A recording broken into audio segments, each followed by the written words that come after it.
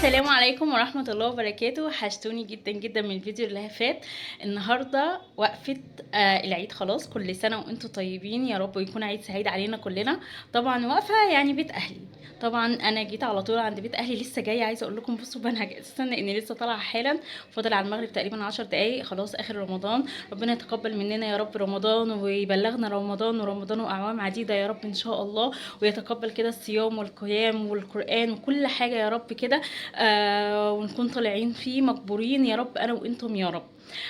وان شاء الله يكون عيد سعيد علينا. فانا اول حاجه كده طبعا هاخدكم فلوج يوم كامل كده لغايه صلاه العيد ان شاء الله. واحنا طبعا بنطبق لغايه الصلاه.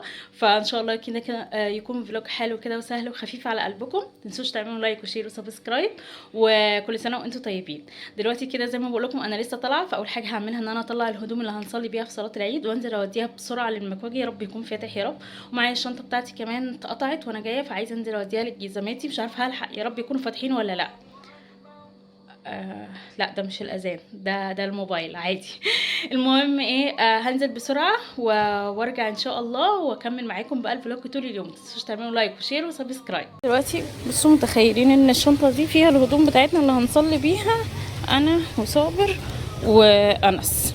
الجلابيات بتاعت صابر وانس والطقم بتاعي راح اوديهم للمكواجي بقى علشان خاطر ايه، الحق كده. خلاص الفطار فاضل له 5 دقايق، يا رب بس الاقيه فاتح. والشنطه بتاعتي كمان اتقطعت، فهشوف الجزماتي فاتح ولا لا. يا رب الاقيه فاتح. للاسف الجزماتي لقيته قافل. شكلي كمان هلاقي المكواجي قافل ويبقى نزلت على الفاضي.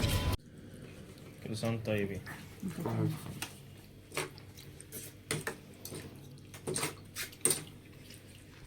بصوا دلوقتي اهو احنا نزلنا اهو علشان الصلاه. نازلين متاخرين جدا كالعاده، مع اننا بنلبس من بدري والله.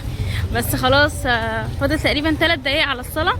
طبعا بصوا ما شاء الله ما شاء الله ما شاء الله الناس، اللهم اعز الاسلام والمسلمين يا رب كده. ماشيين طبعا بنكبر في الشارع وايه، وهنروح كده المسجد كده على طول ان شاء الله. برضو هصور لكم كده الاجواء بعد الصلاه. بصوا ماشيين بنجري. فيلا كده خليكم معانا. كل سنه وانتم طيبين يا رب. واكبر الله.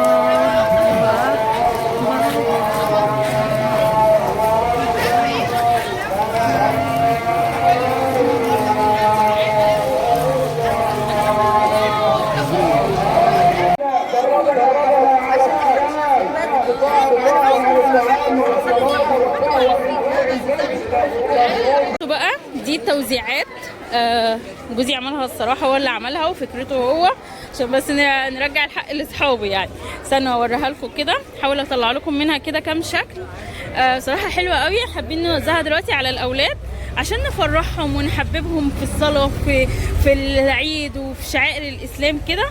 فبصراحه حلوه قوي قوي. استنوا كده افرجكم. بصوا هي اهي كده، هي عبارة عن اشكال بقى مختلفة كده. بيكون فيها كده الحاجات دي، بيكون فيها ملبسة كده ومصاصة وزمارة وبالونة، وفيها بقى شكل من الاشكال دي. دي مثلا شكل عروسة تانية ماشي. هنا شكل ستيتش كده.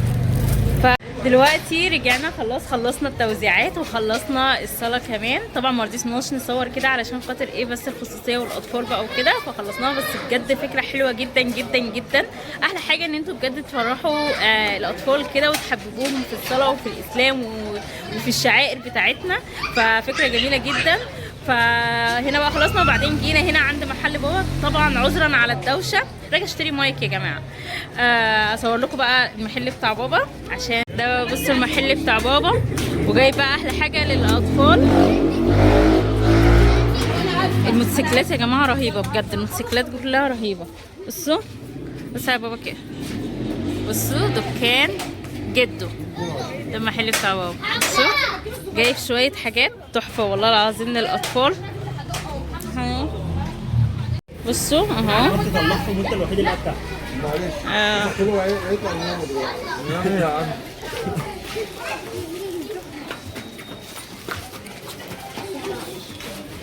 خد يا بابا. ابعد يلا بس يا. بصوا بقى دلع ماما والحركات بقى والتكات. بصوا دي عمل ايد ماما في البيت يا جماعه. بصوا حلوه قوي. ده هنا كده شويه حاجات جابتها كمان جاهزه. بصوا هنعمل دلوقتي الفطار الرسمي لاول يوم العيد. شاي بلبن، شاي بلبن. بصي ايه ده الشاي بلبن اهو جاهز. شاي بلبن وكحك وبسكوت وبيتي فور بقى وشويه دلع ايه. بصوا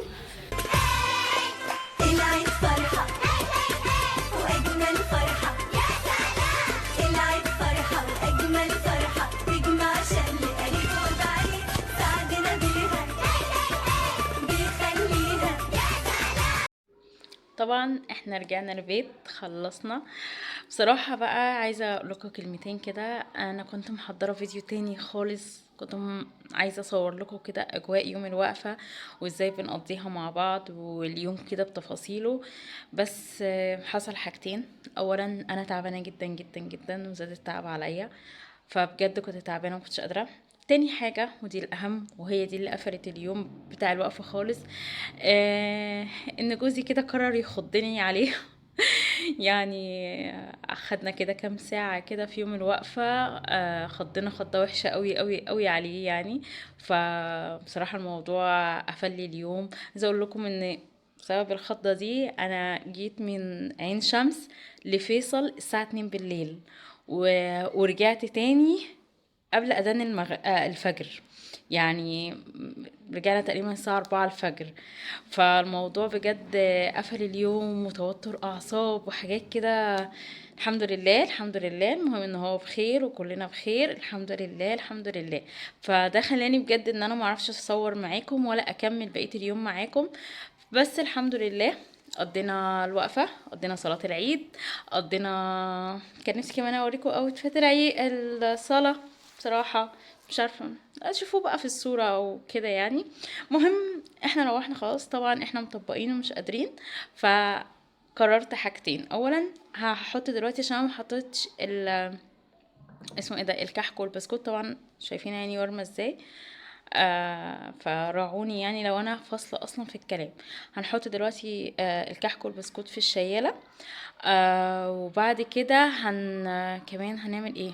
اه انا جعانه جدا جدا. والطقوس عندنا طبعا ان احنا نفطر كشري.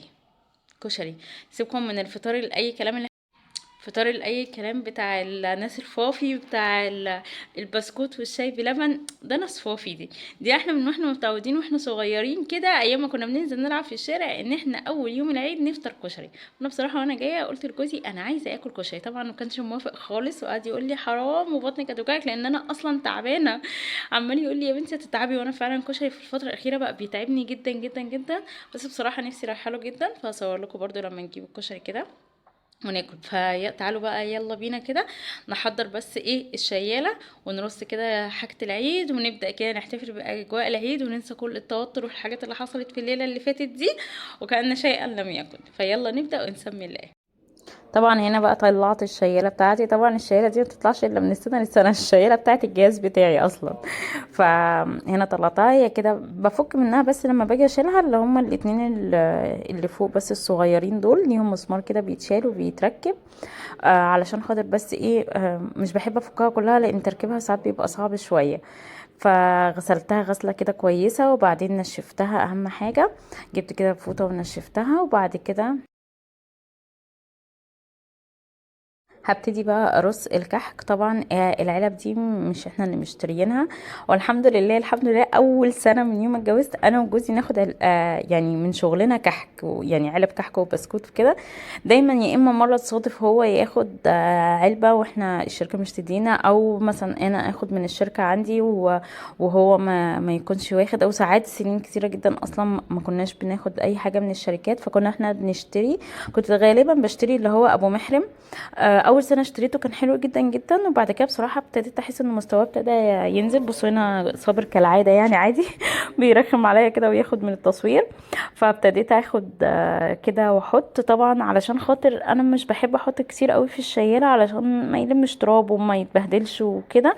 فبحب احط ايه يعني حاجات كده قطع صغيره ويخلص ونحط تاني عشان يبقى متحافظ عليه في العلب. ده اللي انا بحطه كنت فاكراه اصلا بتي فور، بس لما فتحت طلع كحك عليه عين جمل من فوق. وبوريكم كده ان كان في للاسف اللي تحت، الطبقه اللي تحت كده كل العين الجمل اللي كان عليها متكسر. هنا كده حطيت فيه بسكوت كده بالشوكولاته ومحطوط عليه طبقه وايت شوكليت كده، حطيت برضو منه. البسكوت بقى اللي هو التاني ده اللي هو بتاع الشاي بلبن ده، حطيت الباكت بتاعه كامل عشان ده اكتر حاجه بناكل منه بصراحة. ده اكتر حاجة اصلا انا باكلها في حاجات العيد، هو البسكوت بالشاي بلبن. بس يعني بعديها البيتي فور ومؤخرا السابليه. لكن بصراحة والغريبة الصراحة برضو ساعات باكلها. انا باكل كله يا جماعة ما عدا الكحك والقراقيش بصراحة. الكحك مش باكله خالص خالص، والقراقيش مش باكلها. بس باكل انا على انتقاء قوي يا جماعة بصراحة. ما يعني انا ممكن طول العيد هي وحداية وحداية وحداية، ما بعرفش اكل كتير. هنا بقى بص برص الغريبة، للأسف طلع نصها متكسر، فحاولت كده اخد اللي هو مش متكسر منها واكمله. هنا بقى العلبة اللي هي بتاع جوزي بتاع الشغل بتاعه، يعني خدت منه بس الكحك اللي هو السادة، عشان انا العلبة عندي ما كانش فيها كحك سادة خالص. طبعا بصوا خلصت كده دلوقتي، بصوا البهدله. طبعا انا هلم انا كل ده واعبي الحاجات اللي فاضله، لان انا طبعا ما فضيتش كل الحاجه. تمام. بس بصوا بقى الجمال، سيبكم من البهدله اللي هلمها دي. بصوا الجمال بقى، بصوا بسم الله ما شاء الله، اللهم بارك، اللهم الله اكبر يا رب. يعني يا رب زيد وبارك يا رب هذا البيت يا رب، ودايما كده كل الخير. بصوا انا حطيت طبعا البسكوت هو اكتر حاجه، لان هو ده اكتر حاجه احنا بناكله مع الولاد يعني وكده. وادي ده الكحك اللي هو كنت فاكراه بيتي فور، طلع كحك عليه عين جمل. وده الكحك الساده. طبعا مش هحط السكر دلوقتي خالص، لما نيجي يتاكل يتحط السكر. ده بسكوت كده بالشوكولاته. هنا السابليه والبيتي فور، وهنا الغريبه. بصوا هنا بقى انا جبت الكشري، خلاص هناكل دلوقتي الكشري بقى. فهو صبر ضحك عليا وفي الاخر جاب لي انا بس الكشري، عشان هو بطنه ما توجعوش وانا بطني هتوجعني. فربنا يستر، وادعوا لي والنبي عشان انا بجد تعبانه قوي قوي. ادعوا لي ربنا يشفيني، يعني كل حد بيحبني بجد يدعي لي ان ربنا يشفيني كده ويتم شفاها كده عليا على خير، لان فعلا محتاجه دعائكم. فيلا بقى، اهم حاجة ان احنا هناكل دلوقتي وبعد كده هننام، لان احنا مطبقين. فاستنوني ان شاء الله في فيديو جديد، واشوفكم على خير، وكل سنة وانتم طيبين، والسلام عليكم ورحمة الله وبركاته.